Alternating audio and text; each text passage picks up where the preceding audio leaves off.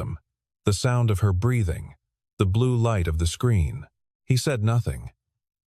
He was not the kind of man who volunteered himself into rooms he hadn't been invited into. Aaron came back and sat beside him, watching the scene with mild concern. "That's Giselle Vance," Aaron said quietly.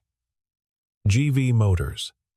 That Ferrari was her father's last gift to her." Liam looked at the car again. He thought about what that meant, not as a piece of information but as a weight. The last gift. The thing left behind by someone who could no longer give anything else.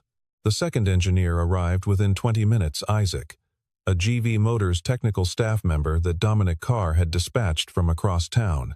Isaac brought a laptop and an OBD2 scanner, and the confidence of someone who had diagnosed problems from a screen for many years.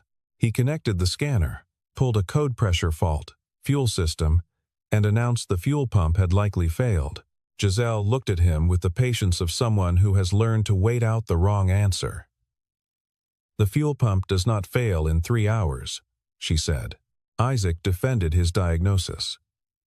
Giselle thanked him and told him to call for additional support. On the bench, Bonnie woke briefly, squinted at the Ferrari, and spoke into Liam's shoulder. "Did they fix it yet, Daddy?" "Not yet. Do you know what's wrong?" Liam watched Isaac disconnect his scanner. "I think so." Bonnie thought about this. "Then why don't you help?" He looked at the car. Then at Giselle, standing with her arms folded, her face composed into the expression of someone who was not going to let anyone see how tired she was. Then at his shoes, black Oxfords he had polished that afternoon for the first time in months. "They haven't needed me yet," he said. But Bonnie was already looking back at the car, and in the complete unself-consciousness of a 6-year-old, she had already decided what the right thing was, and she was simply waiting for the rest of the world to reach the same conclusion. The second engineer was named Isaac, a GV Motors staff technician that Dominic Carr had dispatched from across town. Isaac arrived with a laptop bag over one shoulder, an OBD2 diagnostic scanner under his arm, and the brisk confidence of someone who had solved 1,000 problems from a screen. He introduced himself to Giselle, connected his hardware to the car's diagnostic port, and set the scanner running. A fault code came back in under 3 minutes. He looked at it, looked at Giselle, and said, "Fuel system pressure fault. Most likely, the high-pressure pump. It can fail intermittently under certain thermal cycling conditions, especially in a hybrid, with a warm, cold start sequence in high ambient heat." Giselle looked at the code on his screen. Then she looked at him. "I drove here from the west side. 40 minutes of highway." The fuel pressure was fine the entire way. Isaac acknowledged this, but suggested the fault could have been accumulating. That intermittent failures sometimes presented only at rest. He was not incompetent. He was working with the tools he had and the experience they represented. And those tools said one thing. He did not have the experience that would have let him hear what the tools were not saying. Giselle thanked him and told him to call someone who specialized in this specific platform. Her tone was the kind that does not invite discussion. Isaac stepped away to make the call. And for a long moment, Giselle stood alone beside the car, looking at nothing in particular, the engine silent. The parking lot thinning out around her. Dominic Carr stood at the far edge of the lot, with a phone pressed to his ear, his back partly turned, watching the Ferrari with the steady attention of someone keeping track of something they have a stake in. The third engineer came in a black SUV. His name was Christian, and he wore a Ferrari-branded jacket over a pressed shirt and carried a tool case that had been designed for this specific line of automobiles. A few remaining guests drifted toward the edges of the lot to watch. Christian worked with precision and care.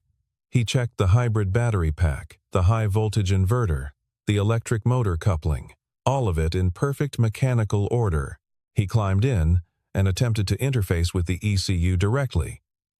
But the module was not responding to external queries in the way it should if the problem were software accessible from a standard port. He checked for a ground fault. He ran a secondary voltage test on the 12-volt system. He went through his procedure the way a trained person goes through a procedure thoroughly. in order, without skipping. He stood, closed his tool case, and told Giselle that the ECU would need to be replaced or reset in a certified facility with proprietary diagnostic hardware. He could not do it here. He could arrange for a flatbed in the morning. Giselle did not answer for a moment. Her hand came up and rested on the hood of the car, flat-palmed, in the way a person rests a hand on something they are afraid of losing. The metal was still warm from the drive-in. She was 12 years old again, in the front seat of a different car, her father explaining something about the engine, with the patient enthusiasm of someone who had never learned to talk about what he felt, but had always known how to talk about what he built. He had described carburetors to her once as lungs. He had described transmissions as conversations between parts that didn't share a language. She had not followed all of it, but she had followed the affection in it, the way a person follows music in a language they don't speak. The SF-90 was the last of that, the last tangible thread between her and the man who had handed her a company and a silence, and expected her to build something from both. She was not going to cry in this parking lot.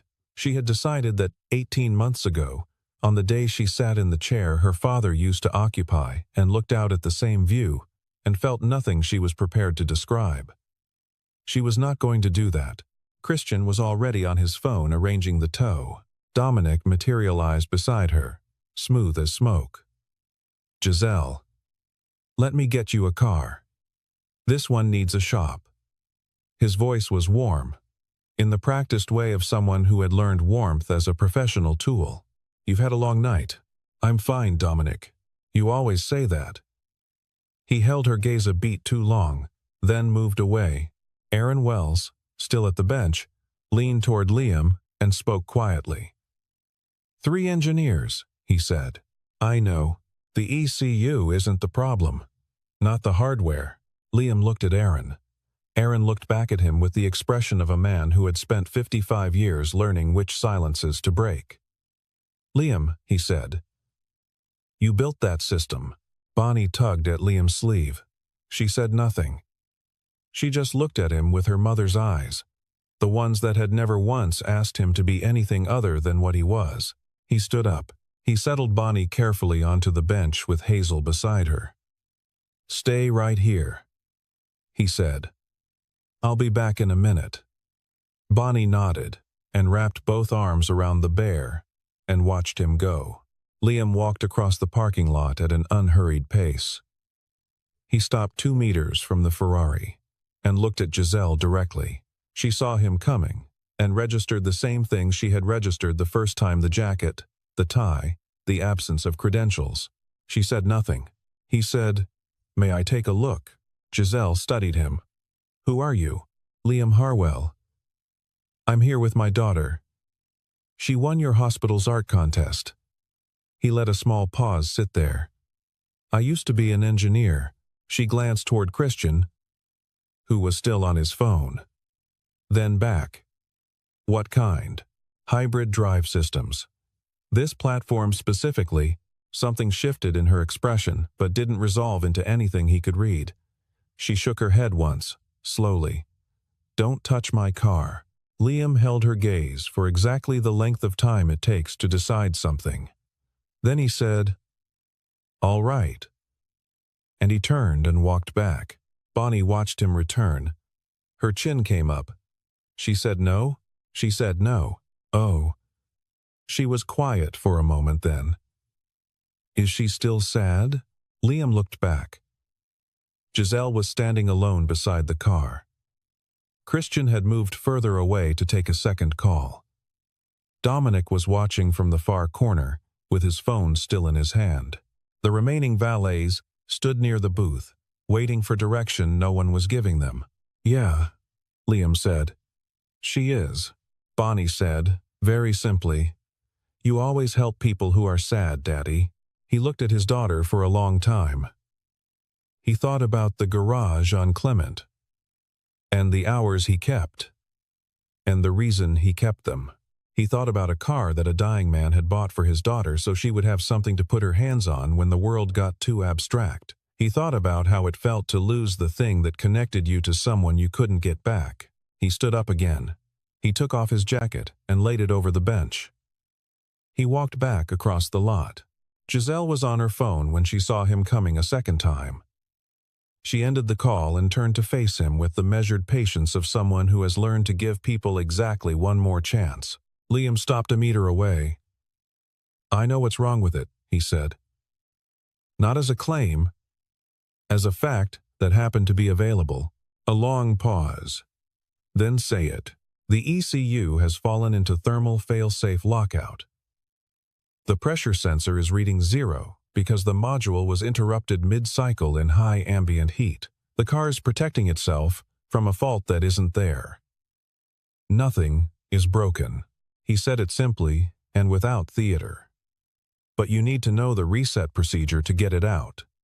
It's not in the standard service manual. It was added in an internal bulletin after the first production run." Giselle stared at him. 3 engineers were looking at the hardware. "The hardware's fine." The silence between them had a different quality now. It wasn't the silence of dismissal. It was the silence of someone recalculating.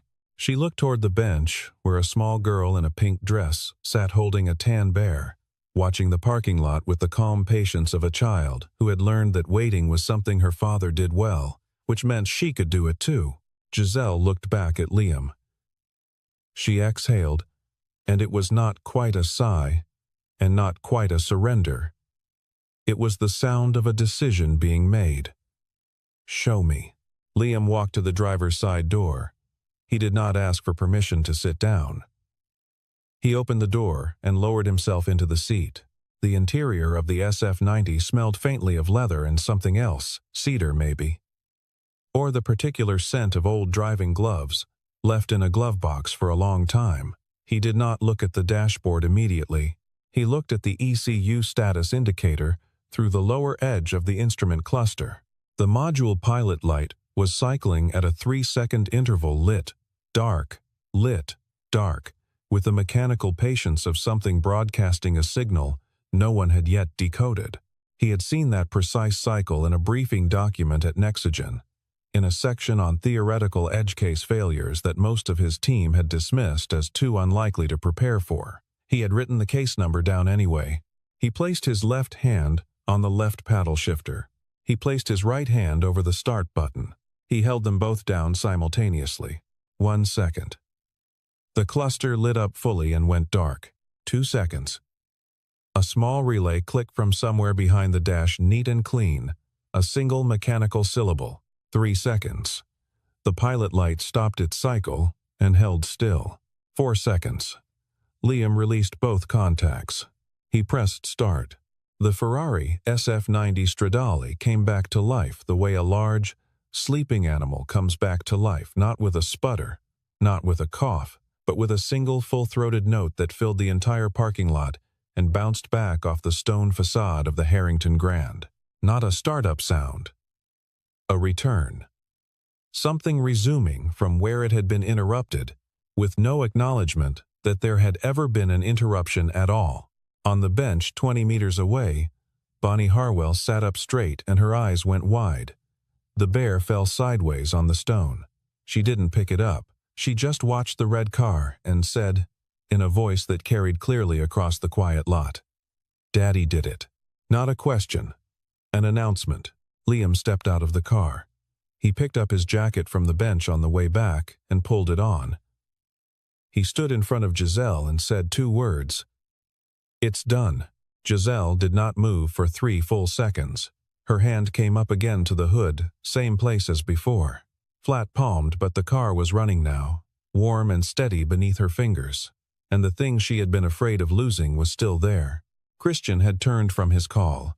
He walked over slowly, looking at the running car the way a craftsman looks at a repair he would have been proud to make himself. He said, "What did you do?" Liam told him about the thermal fail-safe, the reset sequence, the internal bulletin from the first production year. He said it in the same flat and precise way he would have said it to appear in a conference room. Christian took out his phone and typed notes without embarrassment. Aaron Wells appeared at Liam's shoulder.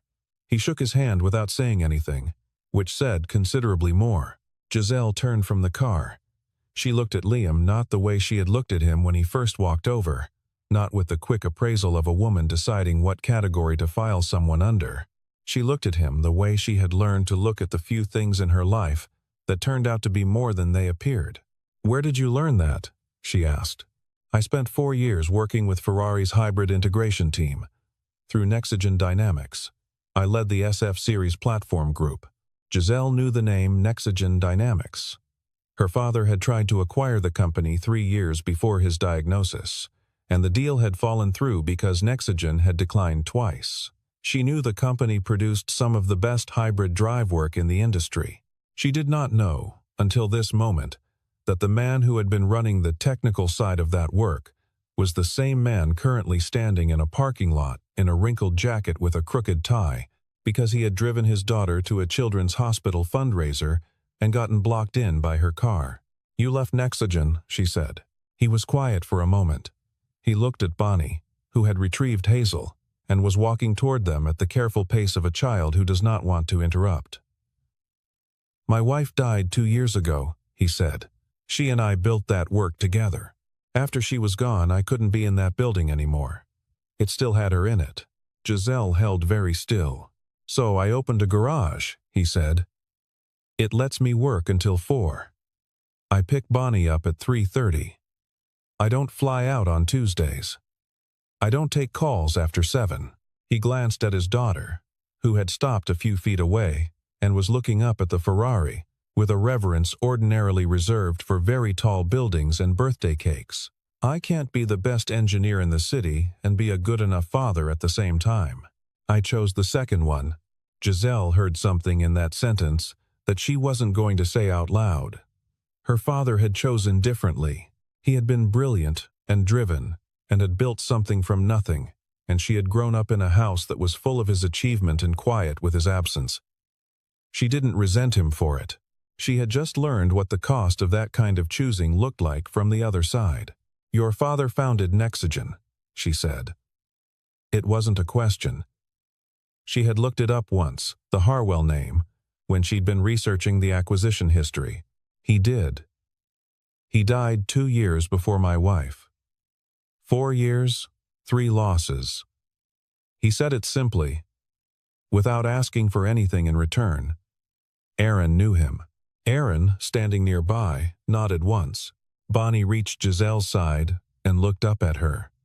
"Your car is really pretty," she said. "It sounds like a lion when it wakes up." Giselle looked down at the girl. The composed expression she wore for boardrooms and charity galas and conversations with Dominic Carr softened around its edges in a way that would have surprised anyone who knew her professionally. "Thank you," she said. "I think so too." She had not noticed Dominic moving until he was already beside her, placing himself into the conversation the way he always did with the practiced ease of a man who had spent 20 years deciding which moments to enter. "Giselle," he said. "Quite a night. You should get home." His voice carried the warmth of old familiarity, and the edge of someone reminding you who has been there longest. "I'm fine, Dominic. You said that before. I meant it both times." Dominic turned to Liam with a smile that lived only in the upper portion of his face. "Impressive work. Where did you say you work now?" "Harwell and Sons. Clement Street. From Nexigen to a street garage." He let the words settle with the careful neutrality of someone who wants the comparison to do its own damage. Interesting life choices. Liam looked at him the way a man looks at a trap he has no interest in stepping into. "Depends what you're optimizing for," he said. Dominic held the smile another moment, then excused himself. He walked 20 paces away, turned his back, and made a call. Aaron watched him go. Then he moved close to Liam and spoke in a register low enough that only Liam could hear. "The GV Motors board has been approached about an acquisition of Nexigen. Last month. Not by Giselle, by Dominic. He's offering 40% below market value." Liam looked at Aaron without expression. "Nexigen has been struggling financially since you and the other senior team members left. Dominic knows this. He's been patient about it the way that certain kinds of people are patient, not because they are calm but because they are waiting for the right moment to move. Aaron paused, chose his words. He was standing in this parking lot before Giselle's car died. I noticed him near the Ferrari before the guests came out. Looking at it. Longer than made sense. Liam turned this over. He looked at the ECU housing through the open hood from where he stood. The thermal fail-safe lockout on the SF-90 was a software state, but it required a physical catalyst to trigger a deliberate interruption to the temperature sensor during a shutdown cycle. Someone who had access to the Nexigen Ferrari integration files, which Dominic would have reviewed during acquisition research, would know the mechanism. Someone who knew where to place a heat source against the ECU sensor housing for 3 minutes while the car sat in the lot, before the guests came out, would leave no mechanical damage, no visible trace. The car would simply refuse to start, and every engineer dispatched to it would open the hood and look at the parts that were fine, and never think to ask why the software believed a lie. Christian, called by Dominic. Arriving, even before Isaac had formally given up. Called ahead of time, as though someone already knew that Isaac would fail. I need to look at the ECU housing again, Liam said. He walked back to the car. He used the flashlight on his phone and crouched beside the open hood. The ECU module cover had 4 recessed bolts. 3 of them had the undisturbed surface of factory assembly. The 4th had a faint radial mark, the kind left by a flathead used in place of the correct Torx bit, applied in a hurry. It was not a mark from Christian or from Isaac. Neither of them had touched this housing. The mark was fresh. Liam stood up and photographed it. He looked at the image for a moment, then walked back to where Giselle was standing. "There's something you need to see," he said, "and I'd like Dominic Carr to hear it." Something in his voice made her not ask why. She called Dominic over with a short gesture. Liam showed her the photograph. He explained the thermal trigger method, the vulnerability, the physical access required. The fact that a person needed to know the SF series architecture in detail, to know it was even possible. He said it in the measured way of someone presenting a technical finding. Not an accusation. He said the interpretation was hers. Giselle looked at the photograph for a long time. Then she looked at Dominic. Dominic kept the smile. "That's a significant accusation from someone who runs a garage." Liam's expression did not change. "It's an observation from someone who designed this system. The interpretation is up to the CEO."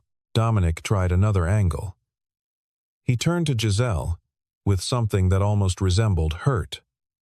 "After everything I've done for this company, after everything, I was to your father. My father didn't trust you," Giselle said. Her voice was even and clear. "He kept you because you were useful, and because you knew things he couldn't afford to have you take somewhere else. He told me that." Those exact words. The week before he died, she held his gaze without blinking. "I'll have our legal team contact you in the morning. Good night, Dominic." Something moved through Dominic Carr's expression, not shock, because he was too careful for shock, but a recalibration. He had not accounted for this particular variable. He had not accounted for Liam Harwell, or for the way a 6-year-old girl sitting on a stone bench with a stuffed bear had looked at her father, until he stood up and did the right thing. He straightened his cuffs, nodded once, and walked to his car. Aaron watched him go. He exhaled. "I've been waiting 2 years for that." Giselle stood beside the running Ferrari and looked at Liam. The parking lot was nearly empty. The valets were in their booth. Christian had left. The city beyond the hotel drive was doing its ordinary nighttime business, indifferent to what had just happened in this particular rectangle of paved ground. She said, "I owe you an apology." He said, "You gave me one already." That was a polite apology. "This is a real one." She paused. "I saw what you were wearing, and I decided what you were. That was wrong. I do it less than I used to, but I still do it, and tonight it was wrong." Liam looked at her for a moment. "I've been doing this long enough that I'm used to it." You shouldn't have to be. A quiet settled between them that was not uncomfortable. It was the quiet of two people who have gotten past the part of the conversation that required pretending. Then Giselle said, I need a technical advisor, specifically for hybrid drive systems. Contract basis, flexible hours, remote when possible. Not board meetings, and not press events, actual engineering consultation.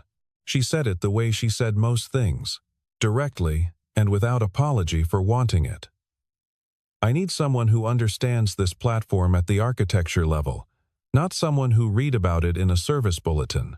Liam looked at Bonnie, who had drifted back to the car and placed one small hand flat against the driver's door. The same gesture her father had watched Giselle make twice tonight, pressed against the hood. Bonnie looked at him across the lot, with the patient expression of a child who has decided the outcome already and is just waiting for the adult to catch up. What are the hours like? He said. Yours, Giselle said. I know what time you pick up your daughter. Liam was quiet for a moment. The engine ran beneath Bonnie's hand, warm and steady. I'll think about it, he said. Giselle nodded once. She did not push. The Civic was brought around 5 minutes later by a valet who apologized for the wait, with the sincerity of someone who had watched the whole evening unfold from a respectful distance and felt obscurely moved by it. Liam helped Bonnie into her car seat and buckled Hazel in beside her with the same care he gave to everything that mattered to him, methodical, unhurried, complete. He put on his jacket. He reached up and straightened his tie, got it almost right, then let it sit where it wanted to sit. There were some things that did not cooperate, and it was fine. He walked around to the driver's side. Bonnie turned her face toward the Ferrari as the Civic moved through the lot toward the exit. The red car sat in its space, engine idling, its running lights casting a low, warm glow onto the flagstone. Giselle stood beside it with one hand on the roof, looking not at the Civic, but at the hotel facade, or at the sky, or at something entirely interior that had no address. She's not sad anymore, Bonnie said.